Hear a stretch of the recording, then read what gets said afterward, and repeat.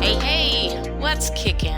Welcome back to Moving with Meaning, the podcast where actions have meaning, words have meaning, and we open up the conversations to discover what's your next move. I'm your host, Krystal.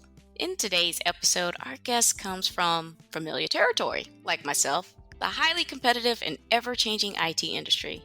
And let me tell you, that is putting it lightly. And you know how we do it here. We need to set that theme. So let's go ahead and do that. The word of the day is adrenaline. Ever heard of fight or flight? Well, there is your body's natural reaction to either an exciting or a threatening situation. Let's switch it up a bit and apply this to our careers this time. Ever felt a rush of excitement just before you walk into a room of colleagues or investors right before you are about to present a concept or a product? Or perhaps you are increasingly dissatisfied with your job. You could be a top performer, but nothing about the job interests you or it feels too easy. Or the inverse, you enjoy the challenge, but it's the politics and the sabotage that the company's culture breeds and promotes. Well, that's enough of me talking. How about we introduce our guest, and there's no one better to do that than himself.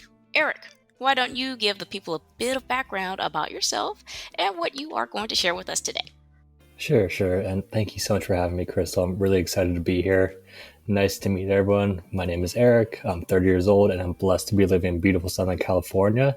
And I'm also blessed to not have to deal with any sort of office politics or sabotage, which is honestly pretty amazing. My main hobbies right now are chess, Muay Thai, reading, anything under the sun. I just got back from a 10-day Vipassana meditation retreat in Joshua Tree, California. It was a beautiful, transformative experience, and it really helps me deal with office stress or stressors. So it's a free service. If you have the inclination or the curiosity, highly recommend you check it out. I went to the University of California, Irvine, and during that time, I interned in Barcelona as a project manager and as a government affairs consultant in Washington, D.C. My first job out of college was at Snap Inc., and I helped craft their ad algorithm. But for that, okay, maybe I should get a full 9-to-5, something that college trains you for. So it's either like a consultant, a lawyer, or a doctor along those lines. I chose bankruptcy consultancy, which doesn't sound that fun, but long story short, it's when a Fortune 500 company goes bankrupt, there's a lot of debt that has to be moved around, and consultants work with the lawyers in the courts to get that done. So at that point in time, that's when I was really diving into Bitcoin and cryptocurrency and just really just going hard on that. It was a good time, but that didn't really align well with the ethos of the consultancy firm. And don't get me wrong, the firm was fantastic. The people there were really smart. In terms of firms, it was pretty relaxed. Like there's a ping pong table, which is pretty rare as a consultant. But the problem was, so their clients are Fortune 500 companies that are going through a bankruptcy process. And in the bankruptcy process, there are tiers of creditors, meaning tier 1, tier 2, tier 3, tier 4. Tier 1 gets paid out first, then leftovers go to tier 2, then tier 3, then tier 4. The mom and pop, so me, you, like literally anyone normal would always ends up in tier 4 for whatever reason, always gets paid out pennies on the dollar.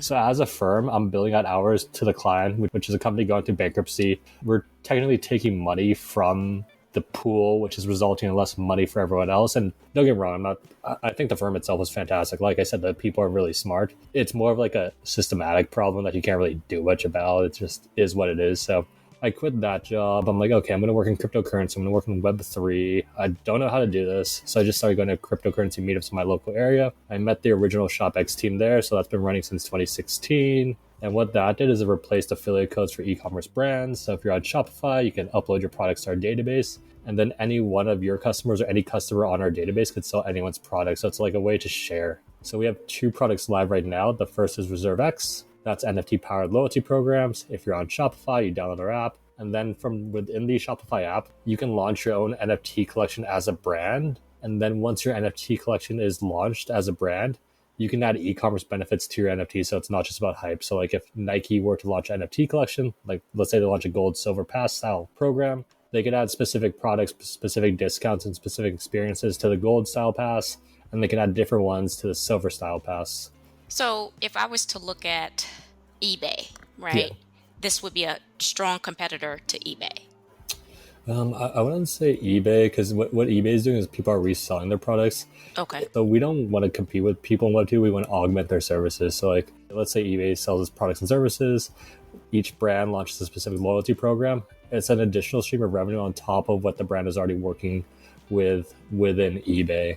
So just think of the Apple Store. The 4 major e-commerce platforms are Shopify, WooCommerce, Salesforce Commerce, and BigCommerce. Shopify being the biggest platform. So we work with Shopify and WooCommerce. And just like the Apple Store has an app, like Apple has like a bunch of apps, and you as a user get to decide which apps you want to work with depending on what you need.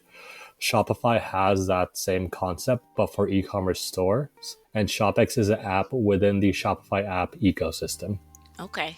If we were to just back up for a second, what was your interest in cryptocurrency? What was so exciting about that? Because that, for me, it was intriguing because of all the benefits to it, but it was just so intricate, right? Yeah. And it was very difficult for me to just wrap my brain around it. And I was just like, okay, I'm done. Like, I'm going to move on. But what was the draw to you? Yeah, so, and honestly, in terms of cryptocurrency, it was a mind virus that took over me and my friends group, meaning we spent like countless hours watching tons of podcasts, so it wasn't an easy task to wrap our heads around it. But overall, my goal in life is to live a nice, peaceful life. I don't think I can do that if I view the money system as being corrupt.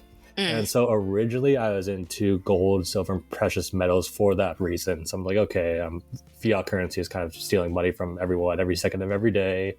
It's ending up in the pockets of very corrupt people, and then they're using it to kill a bunch of people, causing more misery in the world. So I'm just like, well, I don't like that. Plus, I can't buy a house. So what do I do about that? So that's what led me to silver specifically, but like it led me to that type of concept. So I learned about the money system first. I wouldn't say I found cryptocurrency. I would say more so found me. I say you like join for the gains, but you stay for the fundamentals. And so ShopX is actually a way for me to leverage that. So like, for example, our biggest client for ShopX is Fox Studios' new show, Copopolis. But like, imagine, let's say we onboard like a Nike, and we are talking to major brands. They launch an NFT program for their users, and the users want the e-commerce benefits that come with that NFT program. The users then purchase the NFT because they want the e-commerce benefits, not because they want to interact with crypto, but they're interacting with crypto without even knowing it. So that's a 0 to 1 moment for a lot of people at scale. And then once they're in the ecosystem, if they want to learn more, they can. If they don't have to. It's important too, because to learn about crypto, it's like you really have to want to do it yourself. Because I believe in power versus force. Like if we're in a powerful relationship, which actually we are, since we're both benefiting, it's sustainable. But a forceful relationship is like, if you were to force me to do this episode, or I would force you to create an episode, obviously it wouldn't last, because one of us would be like, no, thank you, I'm out. But with our company, the customers, they're incentivized to want to learn more about the system because they want the e-commerce benefits attached to the NFT Power Loyalty Program. Yeah, we appreciate you for doing all the hard work. Yeah. Oh, so if for all the folks out there who aren't financial savvy, the acronym NFT. Yeah, so that stands for non-fungible token. I just think of it as programmable digital data that is scarce. Meaning I could buy an NFT online. I own Krystal as one-of-one NFT.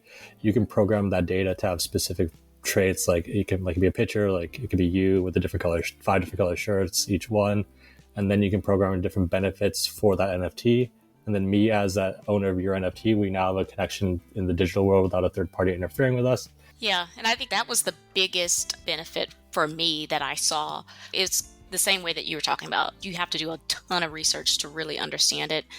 The one main common denominator that they kept saying is you're removing the middleman.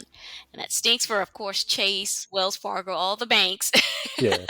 But it's truly beneficial because, like you said, when you cut that out, you're cutting out all these fees. It's really direct interaction. It creates a direct connection between the creator and consumer. Whatever the creator and consumer is, that depends. Like, for example, in the ShopX world, it's like a brand. So the brand's the creator, the customers are the consumer. But an example I like to use that's pretty powerful, most people, it makes most sense. But like, imagine you're a music artist, like it's your first show. I'm your friend. I'm going to your first show to support it. I purchased the ticket, so the ticket could be NFT, or you make an NFT yourself. So there's a relationship now, me for your first show. 20 years down the line, you're now world famous. Your first stage of Coachella, you're like, okay, these are my original 50. They're really here for me from the beginning. Then you can airdrop me benefits in the form of like tickets, backstage passes, autographed merch. And on top of that, it kind of cuts out the need for like the ticket masters of the world. Like, for example, if I heard people would buy the tickets and then resell them for like 20 times on a secondary source, and Ticketmaster profited massively. Because I don't know if you ever bought tickets online from Ticketmaster. It's like, for me, it's like, I'll buy this Laker ticket for $50. I want to see a game. And then it comes up to like 120. And you're just like, where does this come from? What's Ticketmaster doing? And And on top of that, let's say the tickets are NFTs, they're there forever. So let's say a major milestone happened. Let's say rest in peace, Kobe is my favorite basketball player. Mm-hmm. Like, you were there for the game when Kobe happened to pass Michael Jordan and points scored. You have the ticket proof, and then instead of like getting a memorabilia like bobblehead type of thing, you can get like the brand can airdrop you like a Kobe autograph, like him passing it in the digital world type of thing. Oh, very cool. So it's all, man, it's a lot of perks. Okay, very cool. And the perks are never ending too. It's just a new experience. And my favorite thing about this technology is it sort of unleashes a lot of creativity in the sense everyone is figuring out how to use it best for themselves. Brand A will try it this way. Artist B will do it this way. Brand C will do it this way. Painter will do it this way. And then you can see what everyone else did and adapt it that works best for your fans and your customers. Okay, very cool. Very cool. Yeah. So that's business one. Let's talk about business two. Business 2 is pretty fun too. So it's funny because I view opportunity as a positioning game. You just kind of do what you authentically feel like and just be positive, and you'll attract authentic people who are also positive, which tends to be a good group of people to be around. Business 2 is dating. It's the first ever AI-powered matchmaker, and it just became possible now with the rise of AI, so it's not something we could have done like 5 years ago. But the reason I came in contact with this is I was on a podcast called The Crypto Economy by some dude named Mark, who's actually the CEO of Dating. So we kept in touch after we went on the podcast. A couple months ago, this random dating company phone was like, what is this? And me and Mark on a call, I'm like, okay, this is kind of funny. It helps spread love. It helps positivity. It has a real use case. And we just started working on it from that angle. So what dating is, it's the first ever powered matchmaker, and it solves the problems presented by Tinder, dating apps, Instagram, all that good stuff. And the overall goal of dating is, it's not to make matches happen. It's to put people, in my opinion, it's to put people in the best position for a match to happen with the goal of like people finding love and spreading happiness. Because I think human relationships are extremely important in this world. So what it does is imagine you want to join the dating app. It'll be live February 14th. You link your social media accounts to our Cupid. Her name is Cupid, and that's our AI. If you play Halo, she's based off Cortana, so that's a funny Easter egg. But yeah, so yeah, you link your profiles like your Spotify, Instagram, YouTube, whatever you want to link, and then it creates a profile for you on the back end based off your digital footprint, and then it'll match you with potential matches based on their digital footprint. So, for example, can match me like 3 matches like Ashley, Kimberly, Jane. I get a brief little bio about each 3. Okay, Jane interests me. Tell me more about Jane. Okay, Jane went to Foray University. She has less than 1,000 followers on Instagram. She has a bunch of photos on Instagram tagging your family. She follows this specific hashtag, so you know she's into fitness. Or she goes to a bunch of national parks. She's into that. Oh, did you know that 25% of your Spotify playlist both are R&B, and they're both this specific artist?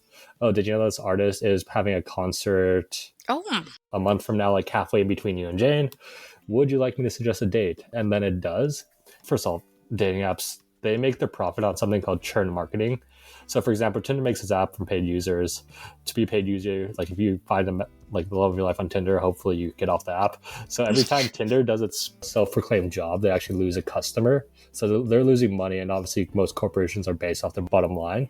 So what they do is they keep people on the wheel, to keep people coming back. So if you are on dating apps or you know any friends on dating apps, I'm sure most of them have downloaded the app multiple times. Like, I'm over this. Delete. I'm back on.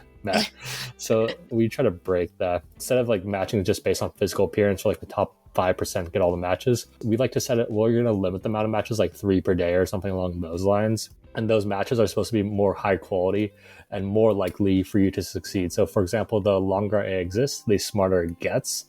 So let's say hypothetically we matched on the app. The AI, for some whatever reason, thinks there's a bunch of stuff we have in common that may not even come up in conversation, nor will we know. But like, for example, that Spotify example, it may not say that, but it'll match you based on stuff on the back end. So because we have stuff in common, it's more likely for us to have a good time. And let's say hypothetically we have tons in common, but me, I'm just a difficult person. I want to match my opposite for whatever reason, because that's also the case. It'll match me with a couple people who have in common. I'll say no, no, no. And then it'll learn, Start to learn, this person likes the opposite. Let's give that a try. Yeah. So unlike Tinder and those, the longer you're on the app, the better chance you get a match. And once the match happens, it can function as a dating butler type thing. So like, we want people off the app in real life on dates. And so for example, let's say my aunt and uncle, example, they're in a very happy relationship. They have 2 kids, so they're extremely busy, but Cupid can be like, oh, by the way, did you guys know that your favorite restaurant is having 10% off the sandwich? Oh, the place you went on your first date, they have a special thing. Oh, they have a live music coming on. Would you like to go on a date? Example, they have 2 kids. They're not really keeping track of that. It's just like a support system. Yeah. I mean, wow, talk about customer retention.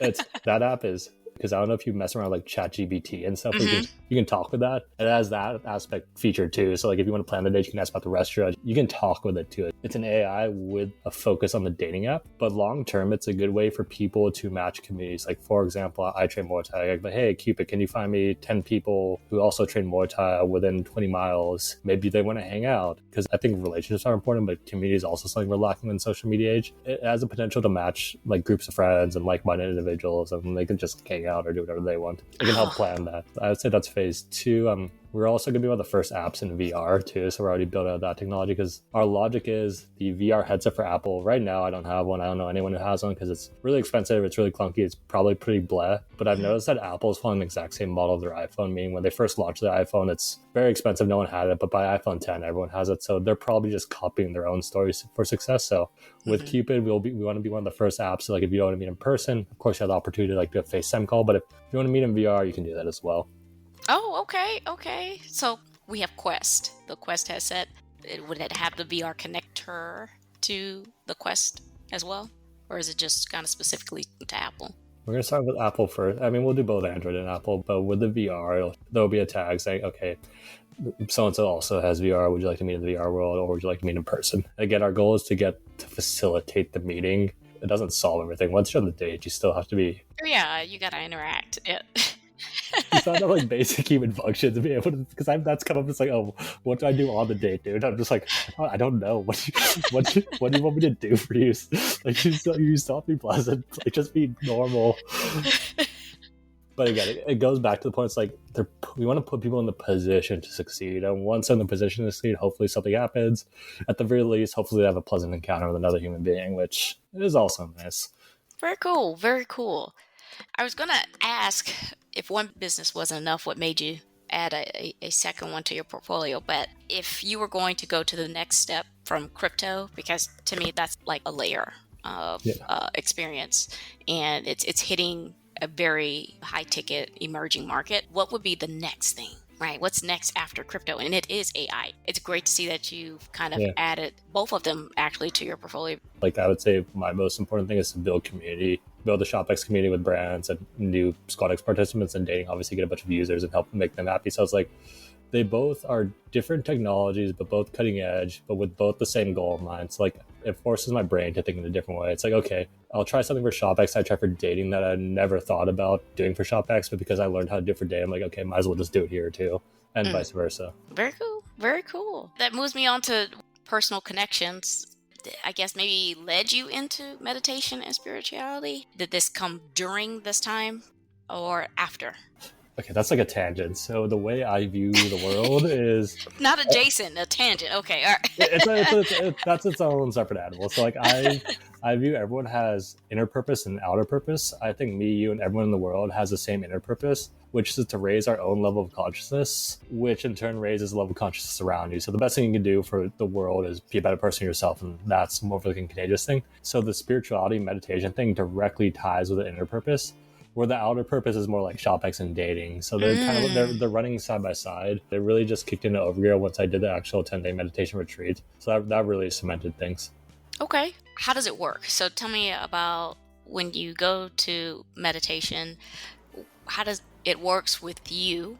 And you said it kind of just double down on what? On peace? Did it double down on your business ventures and solidify that? Because we kind of always need to be reinforced, right? Am I on the path that I should be doing? I know I'm great at it and everything like that, but maybe should I do something else? Like, what did it do for you? So to quickly answer your question about like you're on the path, I know what I'm doing. Reinforcement. A quick tip is it helped me find my own synchronicities in the sense, okay, I'm doing the path now. Everything I find feeds into that path. Where it's like, okay, I tied my shoe this morning. That's exactly what I need to do to make ShopX successful. And then that mindset it creates like a spiral positivity. You find more. In terms of meditation, I believe in quantum theory, so I think every infinite possibilities are existing in the specific moment. And with meditation, you can dial into the one that best serves you. Hmm. It doesn't happen immediately.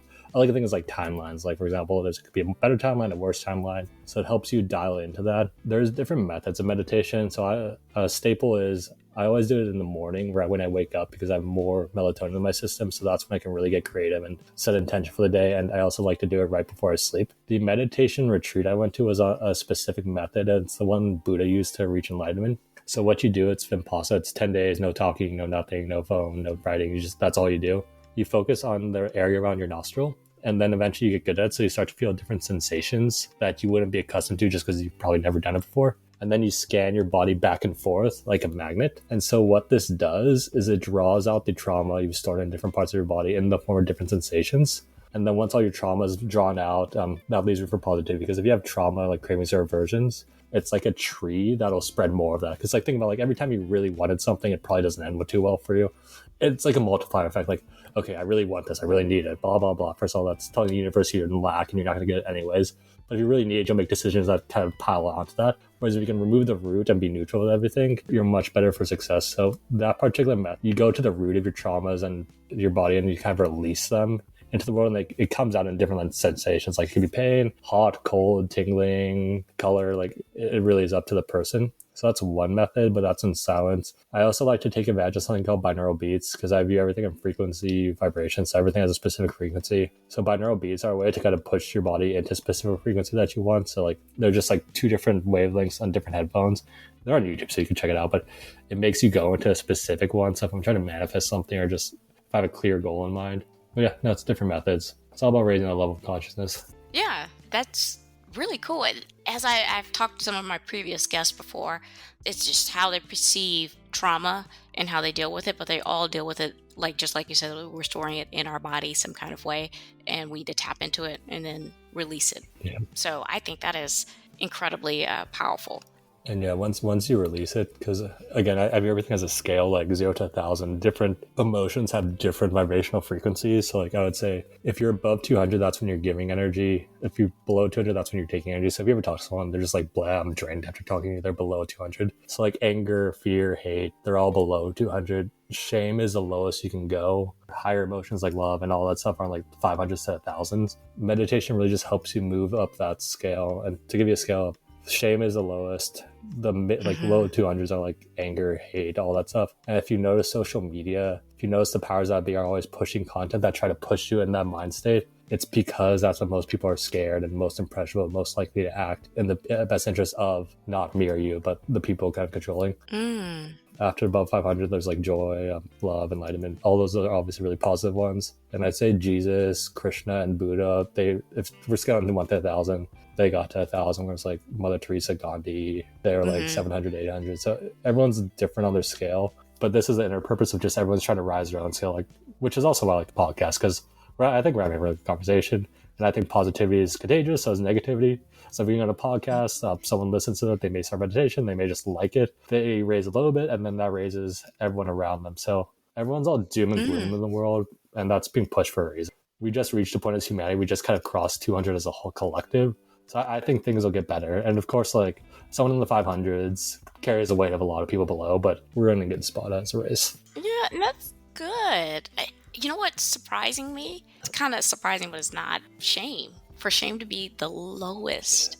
And it's interesting because I think it feeds all the others that are above it. Yeah, no. Right? So I can really see that. And when you're in shame, this might get a little bit woo-woo or whatever, spiritual. That's okay. But yeah, no, when you're in the lower emotions, that's when you're most likely be attacked by, I guess, evil spirits, like lust, anger type of thing. Like, because if you're in shame, you're in anger, you're in hate, you're more likely to give into vices that are not good for you, not good for anyone around you. Whereas like if you're in a state of like love or joy, it's like, nope, thank you, I will pass on that. Whereas like you're fully shame, like let's use alcohol as an example. If you're shame, you're lustful, you're angry, you're likely to go for a bottle. And to tie that into back to the frequency of vibration. So think of alcohol as like an energy credit system where if you drink alcohol, you're borrowing energy from the next day, but you have to pay it back with interest. It's around 200. So like, let's say you're at 50, you drink alcohol, you temporarily feel better than you are because you're at 50 and it's forcing you at 200, but then you have to pay it back the next day. Whereas if you're above 200 and you drink, it's all like, well, there can be positive alcohol. Like you can like, it's why it's called cheers. It's like you cheers to good things and it's still good, but like, and marijuana is at 250, so it's higher than alcohol, but still not great. But like, for example, I met a couple of enlightened people who just don't drink because they're like, I just feel worse than I normally do if I don't drink. So why would I do that? So that's all that all ties in. Maybe, who knows? Could be wrong. Well, I mean, it just certainly applies to me. Yeah. I remember my days of college in alcohol, and even to this day now, it brings up so many terrible memories Yeah. and negativity that I'm just like, I don't really want to do it. I just don't. So I'm going to avoid that. Let go of what doesn't serve you. That's a good message. Yeah.